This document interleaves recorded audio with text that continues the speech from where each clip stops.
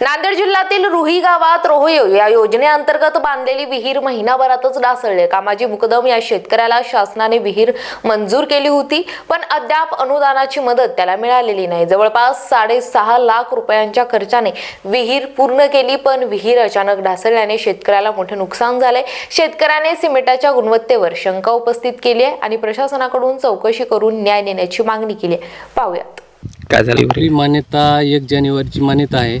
9 तारखेला आपण सुरुवात केल्या, एक 10-12 दिवस झाल्यामुळे आपण नंतर बांधकाम सुरू केल्या। 20 तारखेला बांधकाम सुरू केल्या। जवळपास बांधकाम करून आपल्याला 1-1.5 महिना झालेला आहे। तर 27 तारखेला ही आपली घटना घडलेली आहे। इथं काय झालं? हे म्हणजे ढसून गेली पुरी हिर, बांधकाम ढसून गेले आहे। त्याच्यामुळे आपल्याला चिमटीचा दोष आहे, चिमटीचा 100% दोष आहे, त्याच्यात काही नाहीच। बरे बसले 1.5 महिन्यानंतर बांधकाम केलं। 1.5 महिन्यानंतर काय म्हणणं तुमचं? म्हणणं काय, आता सिमेंट भेसळ आहे, चिमटीमुळेच आपलं झालेलं नुकसान झालेली आहे। ते काय कुठलं वापरलं सिमेंट? बिर्ला स्ट्रांग नंबर 1 ची सिमेंट म्हणून पाठवलेली आहे शाहूकारनं। बिर्ला स्ट्रांग वापरल्या, चिमटीचा दोष आहे।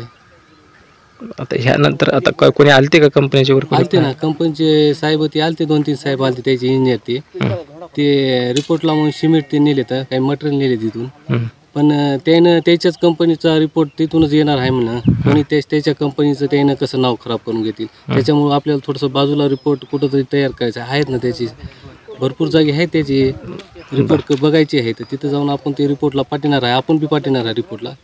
बघूया त्याचा रिपोर्ट काय आहे ते, आपला काय आहे ते, नंतर मग आपण ठरवूया काय करायचं ते। आता आपली समोरची भूमिका काय असणार? समोरची आपण आता कंपनीच्या विरोधातच जाणार हा ना, दुसरा काही दोष नाही, कंपनीचा दोष आहे। बिर्ला स्ट्रांग होय, टेम्परेचर तर भरपूर आहे ना, तो सट होणारी चिमीट होय। अशी घटना घडायची नव्हती, घडली। आता दुर्दैवी दुसरी कोणती आपत्ती असं घडले नाही, कोणतं आणखीन बिल निघालंच नाही। आपले जवळपास 6-6.5 लाख रुपये गेले याच्यात, बिल आणखीन कोणतंही पडलेलं नाही।